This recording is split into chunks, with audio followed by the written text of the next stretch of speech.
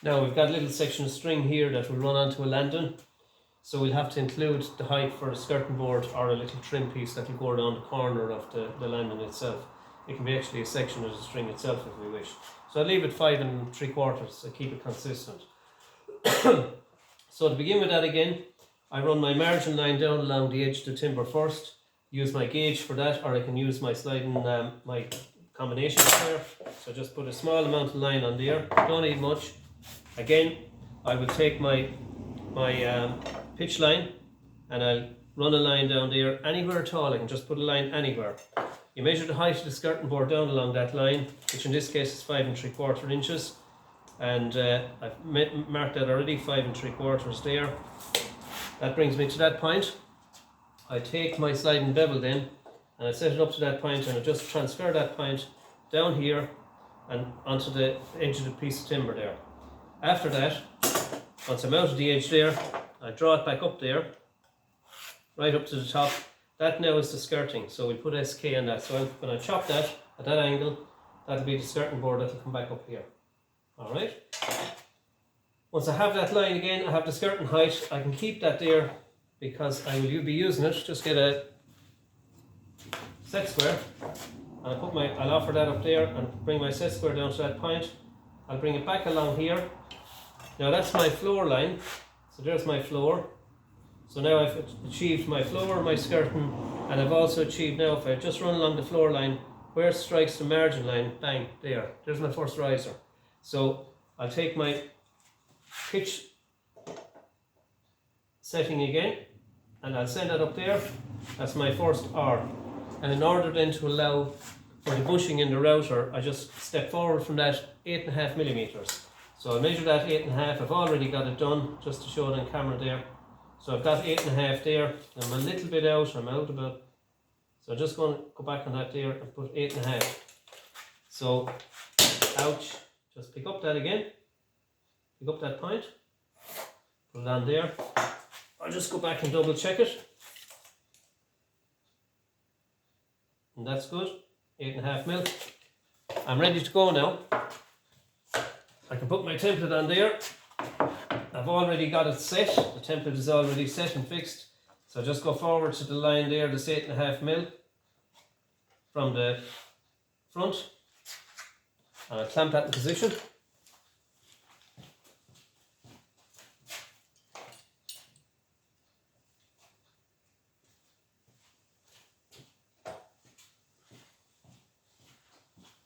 And I'll clamp that in position.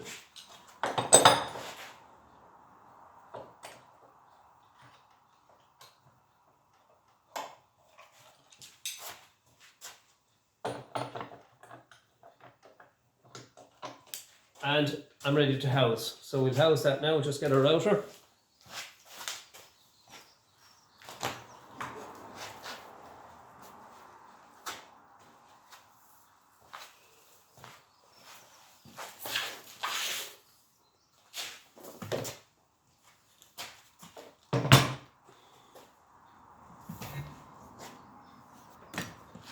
Now we're ready to go. So that's in position. I've everything in position there, I've everything done. Skirting is counted for, floor accounted for, first riser, distance back for bushing, and away we go.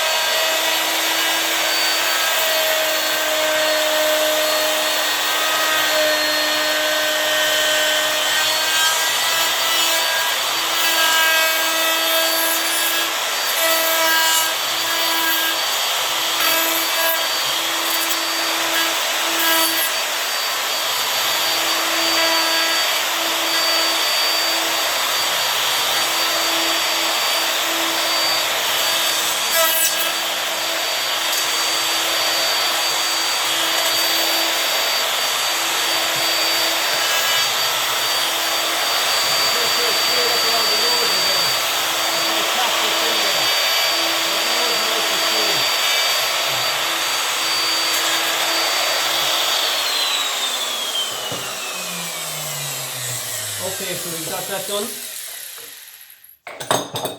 So what we can do now is get our little batten that I had already, and I fire that under there, and I bring it down to the mark, which is there. No, it's not.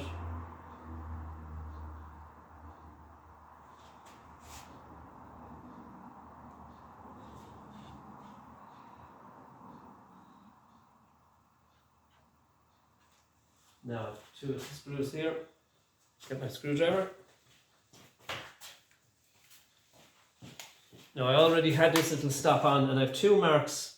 I have a mark here on the template, and I have a mark at the far side on the template. So that's what I'm eyeing up. I'm eyeballing those two.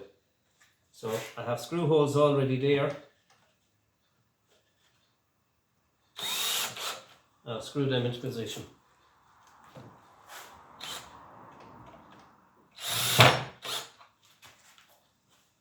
Now I could, if I wanted that, just I haven't got somebody there to hold the spring for me.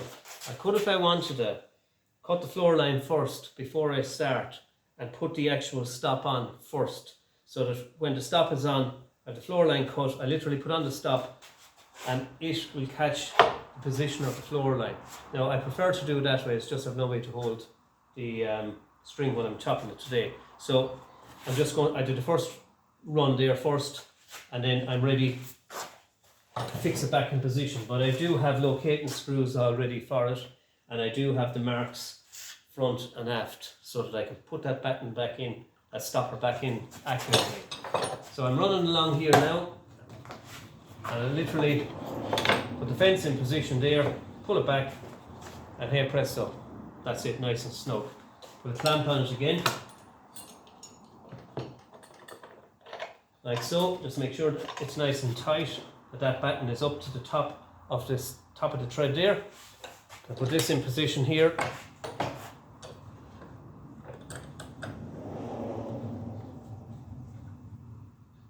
Now I'm going to pull this down here because I may be gone off camera. So we go again, and I hope the camera is picking up that. I have to turn my back to you now for a moment.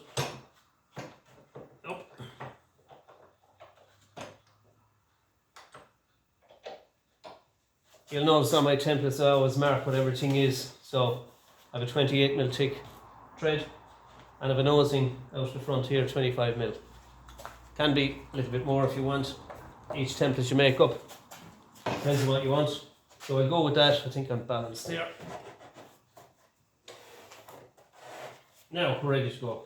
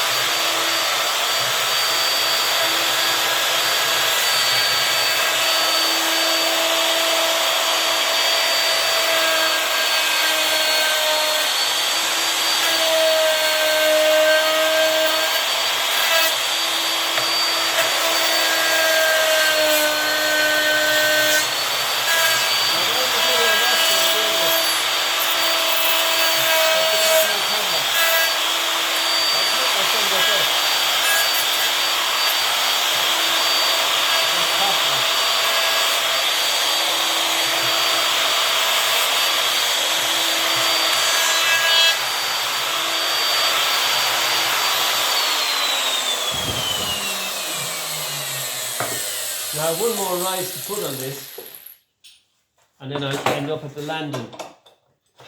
So I'll keep going. With that, I'll just simply take that out of there. Make sure there's no dust or chips or chaff underneath it there. Always make sure you're working clean. Lots of folk might think because you're in a workshop as just a dusty, dirty environment. But nothing could be further from the truth, because it's actually a very clean, you have to be very clean and hygienic in a workshop. You always have to work clean so you don't have accidents, and the word hygiene is also very important, that you're clean all the time, hands clean, otherwise you can get stain off the woods, or you can stain the woods with dirty hands. So hygiene is always the order of the day in a workshop. Everything you do, that comes down to sharp edges, it comes down to every single thing you do in a workshop. So you never leave a floor. If you get a floor clean in the morning, make sure it's that way when you leave in the evening. Now there's my third rise. I'm just going to pop and show you what I'm at here. So I clamp that again. Well, that's seated nicely there, that's okay, everything okay there. So I just want to go back to my little drawing just to show it on camera what I'm actually doing.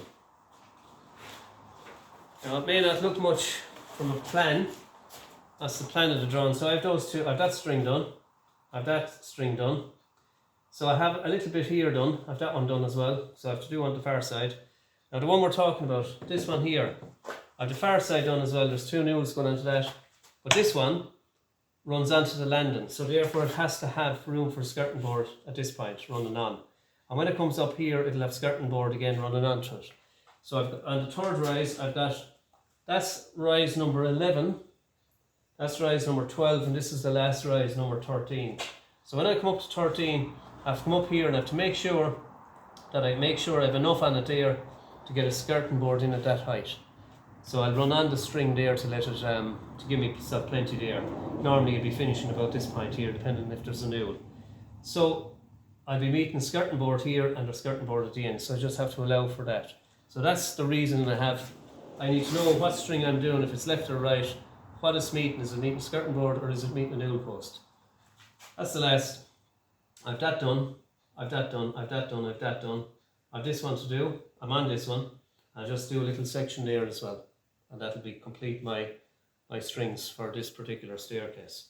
Okay, so I don't think I need to show any more in camera, because when I come back I can show you the finished thing. I have my floor line there, my skirting height. I put my last rise in here, so go back across. I'll just make sure that that height is applied up here as well, and that will be it complete. Hope that's useful just to see what I do when I'm processing an actual string, left-handed and right-handed. Positive stop is a very useful way of keeping each string accurate. Okay, over now. Shin well.